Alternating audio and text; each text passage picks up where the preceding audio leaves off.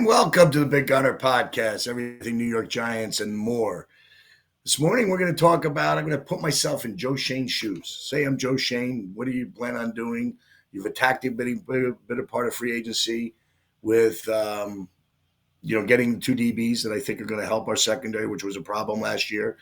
Some depth on the defensive front, which is good. We bought back our offensive line, so you're saying Joe Schoen is telling us, or I'm saying to you guys as Giant fans, that our offensive line isn't the biggest problem that we had. We just need to stay healthy there.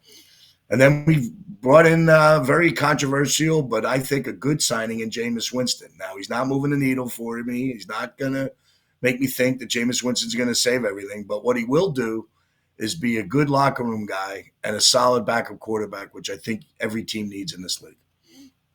So for 2 years, $8 million, which is less than we paid Drew Lock last year, I think the Giants made a good move. I was very enamored by his pregame speech leading into the Steelers Thursday night game, where he's playing his first game in the snow and how blessed he was to be here. Hopefully, he feels blessed to be a New York Giant, like we are blessed to be Giant fans. We think, and so I'm kind of excited about this, and I think what it leads to is, I think we're going to go quarterback at 3, and now I'm starting to think that it's probably going to be Shedeur Sanders.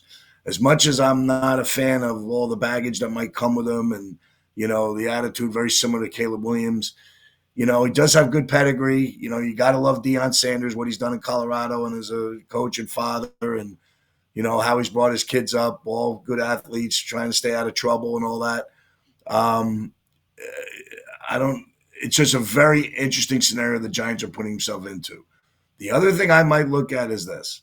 There's a rumor out there that Brock Purdy was traded to the Steelers prior to me going on the air here. And if that is true, that kind of makes me think that probably Aaron Rodgers will end up in San Francisco if he wants to go.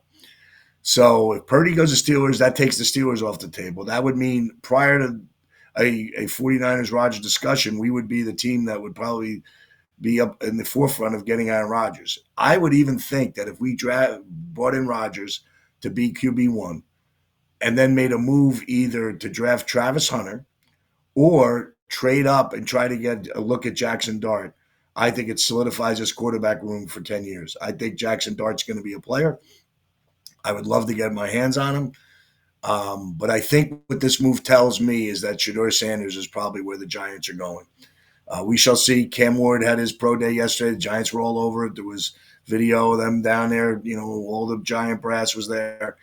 So we'll have to see. But if I'm Shane and I'm going to play like this is what I'm looking at. Somehow we have to stay healthy on the offensive line. I still think there's a possibility of a move for a backup center, but I think Greg Van Roten played well enough that I think if he stays, that would probably solve that position. I think we need more defensive front. And I think what's going to have to complement this team is we can't have a top 20, a 25 to 32 ranked defense. It's not going to work while everybody's gone. Our defense needs to be top 15, needs to play at a high level. Shane Bowen's going to have to get this team going. I think that's the complement the offense and the quarterback position is going to need. Again, I like the Darius Slayton signing. I think it's leadership in the room. So I think you're bringing in the right type of player for the locker room and culture player. We're going to see what Jameis does, but I think he was well liked in Cleveland, and I really believe that I think it's the right move. And my move going forward is this: grab another pass rusher in the draft, maybe even another tight end, or it's a deep tight end draft. I know it's a deep running back draft. We have a chance to add some depth in the running back position, get some more skilled people.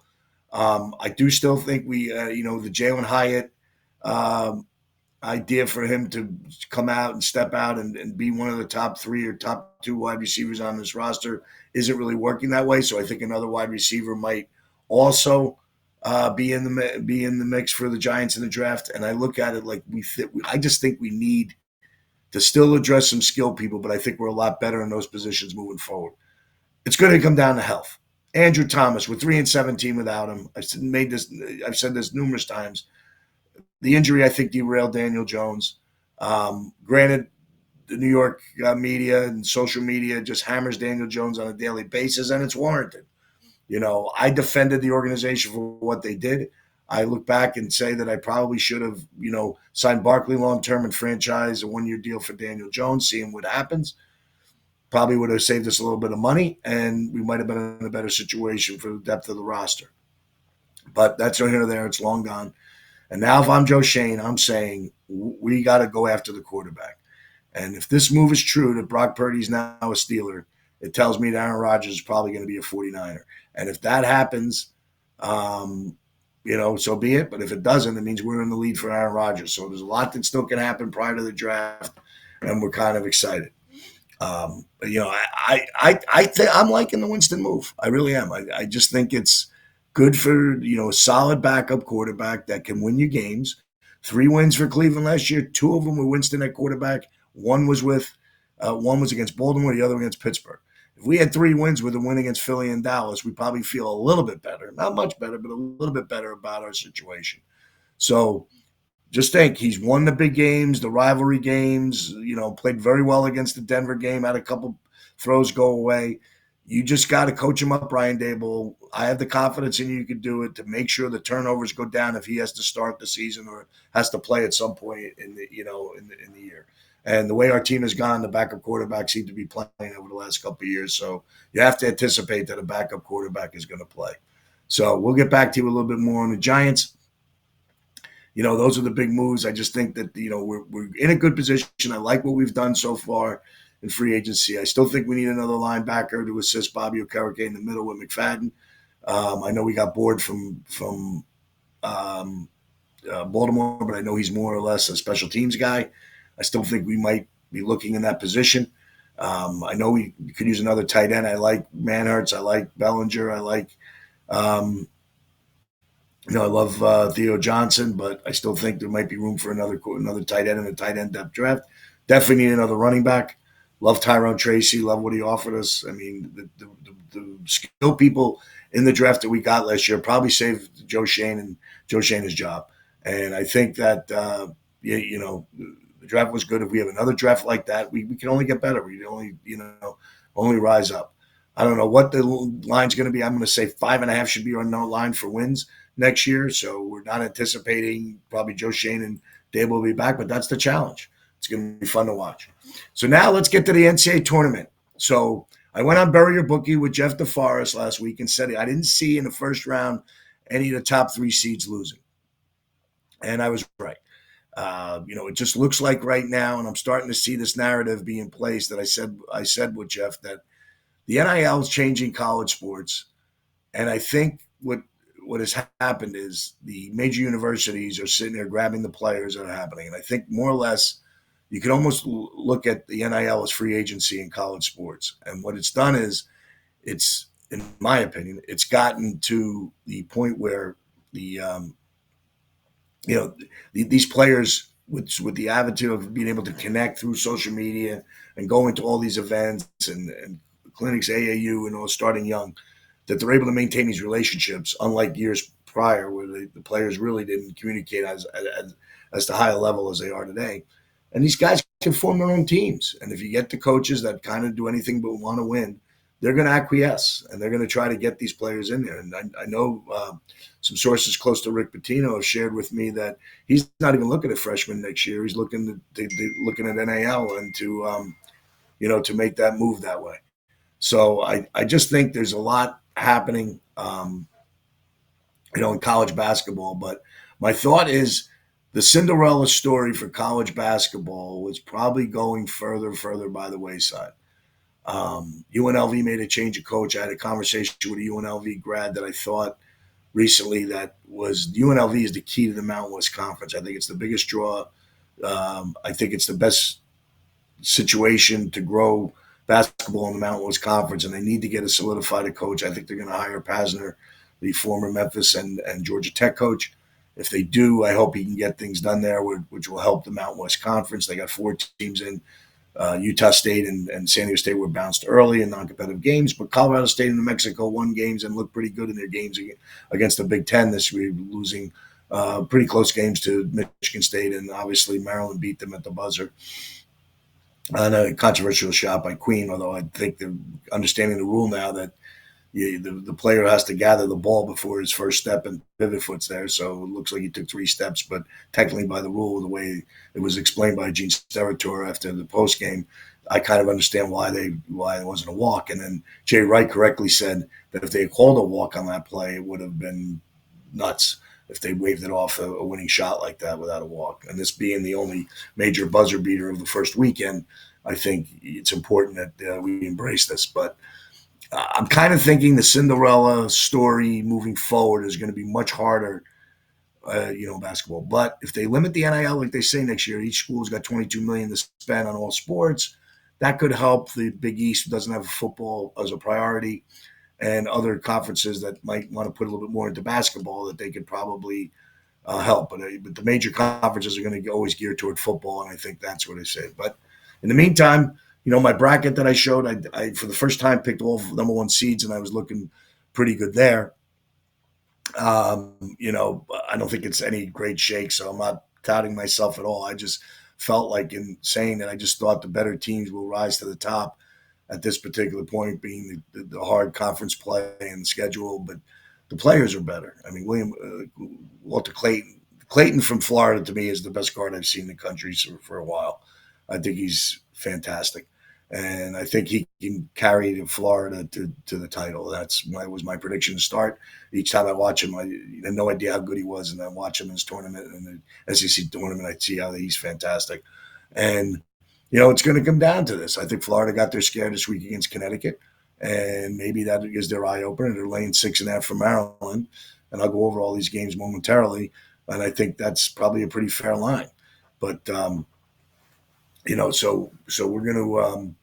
We're going to pick all 8 games for us today, and and kind of dig deeper into the tournament. But first, I want to talk a little bit about tonight in Miami. Jimmy Butler's return to the Miami Heat. Very interesting game. Golden State's laying 5. I got a sneaky suspicion that if Golden State's going to make their run, it starts here.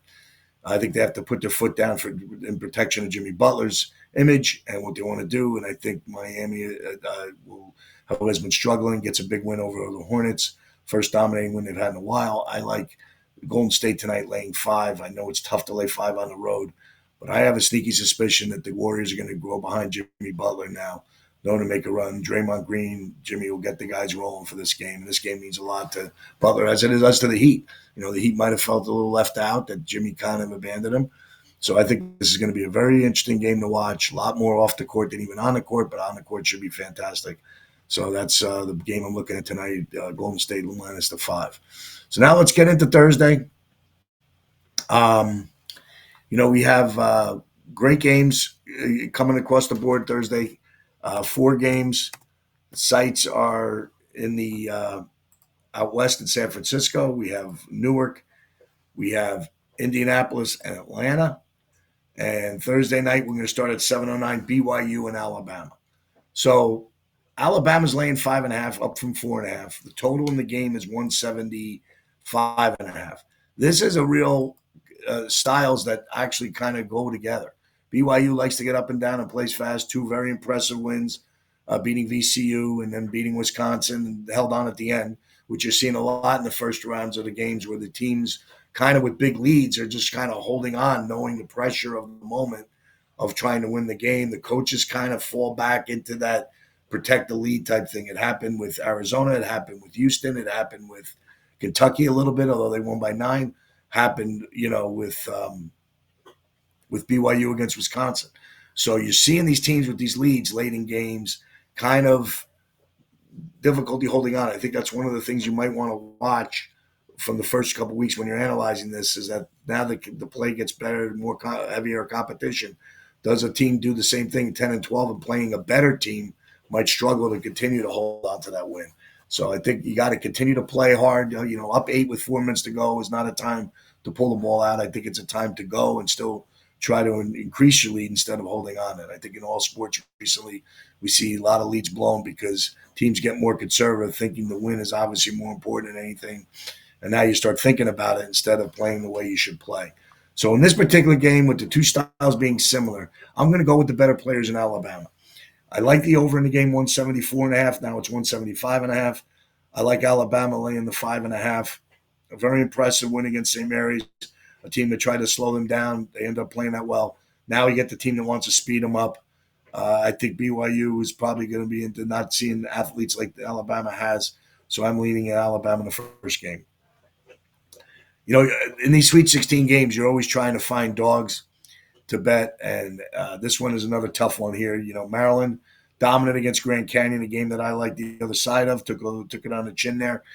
Then they come out. I think they're going to handle Colorado State, and they don't do that. Colorado State gets, the cover, and they get very close to the win. The second half line of 8 was a push, up 7 at the half and couldn't hold on.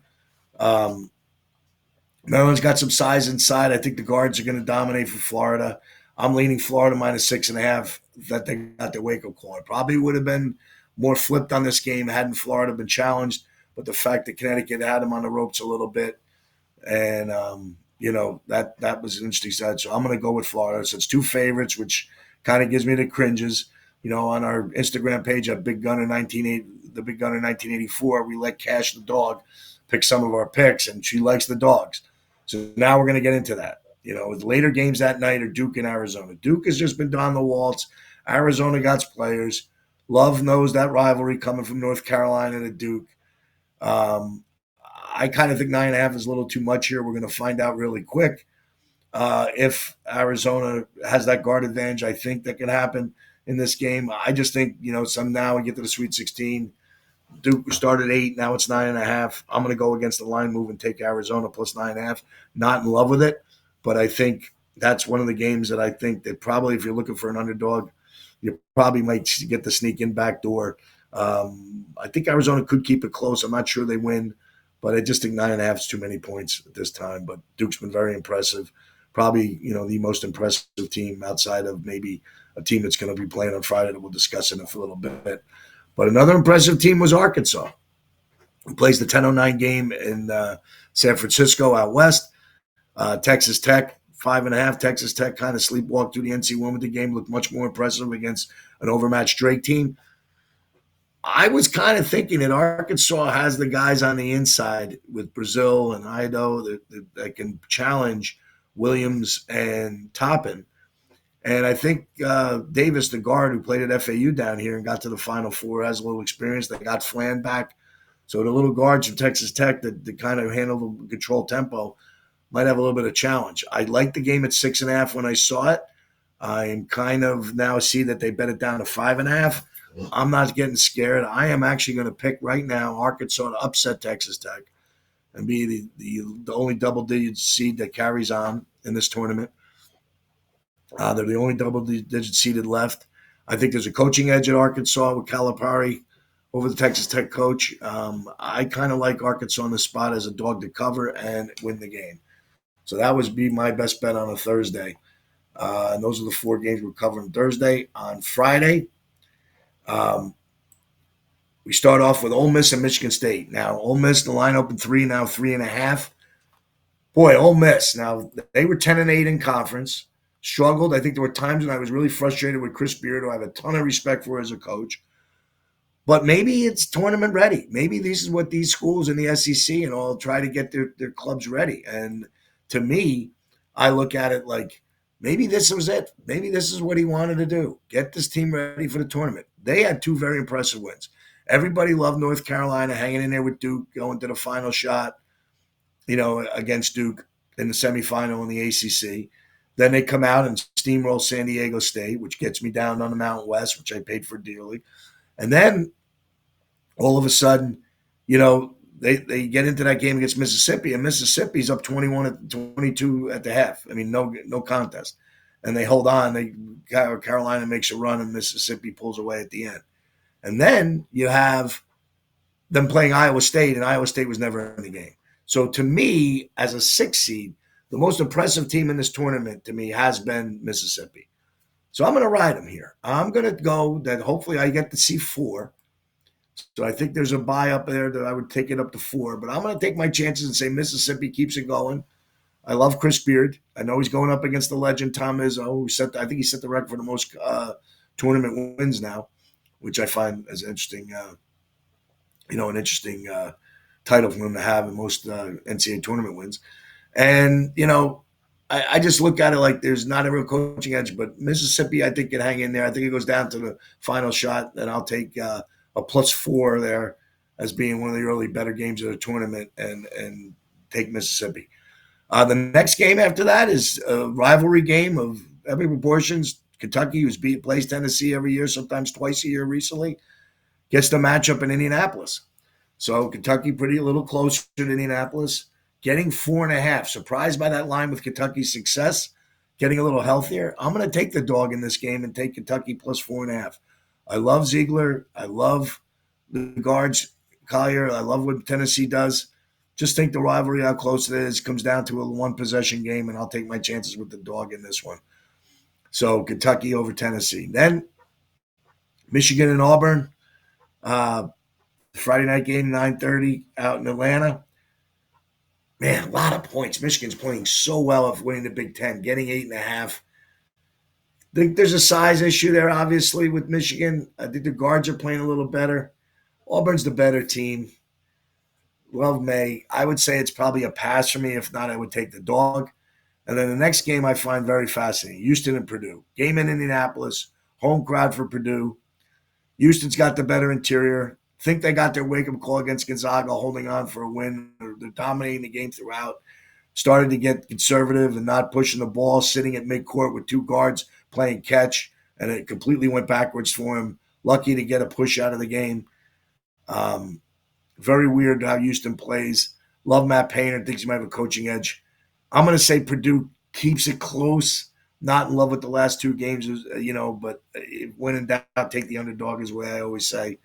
So we'll take it. The games we really like, though, we like Kentucky, lean toward Ole Miss, love Arkansas. And, the two favorites I kind of like a little bit in the early games on Thursday. Not so much on a Duke game. Probably Alabama and Texas Tech Thursday would be my games. And the two dogs, Mississippi and Alabama Friday would be my two. So happy War Trails for the tournament. This is a great time of year. Sweet 16 on. A lot of low seeds not involved. Those Arkansas, the only double-digit seed to advance.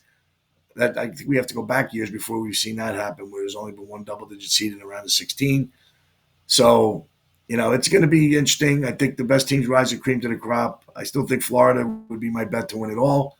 Again, they're going to get challenged. How many SEC teams make it into the Final Four? That would be another big topic, getting a record 7 in the Sweet 16. So, it should be great watching. Tonight, great game, Golden State and Miami. So a good sports week. We'll come back to you with Defo on Bury Your Bookie on Thursday. We'll come back with Giant news if we sign a quarterback, if maybe we get lucky enough to get Aaron Rodgers in there. Again, for Joe Shane, I know the Cam Ward thing is probably not going to fall in their lap. That would be the guy that I'm sure most Giant fans and I would prefer to get our hands on. But my pick right now, and we'll see if I'm right, I think it's Shedeur Sanders in the first round of what we got. Would prefer is running mate Travis Hunter or even, another player or a trade out. But yeah, that Abdul Carter or, on an edge guy that we get. But I really think with 9 picks in this draft, we concentrate on our depth. And I think overall we should be okay. And, the schedule's going to be hard. I know the pressure's on Shane and Dable, but I think they get it done. I just want to have a really competitive 3-quarterback room with 3 guys having a chance to start day one. So we'll see. I still am not against the drafting of 2 quarterbacks, which I've stated before. But, I would rather, after just signing a Winston, look at another free agent. My hope is Aaron Rodgers is there. Again, only one of 4 quarterbacks in history to throw 28 touchdowns with a 12-loss team. Maybe it wasn't all on Aaron Rodgers last year. Maybe the firing of Robert Saleh was probably not warranted, and their defense kind of struggled after that, blowing 4 fourth-quarter leads. So maybe it wasn't Aaron Rodgers. Maybe he still got something left in the tank, and I'd sure love to see it in Big Blue. So until next week, next Tuesday, we're going to come back to you early if we have any major news. Hope our picks go well for all the people who want to gamble, and have a great week and enjoy the madness.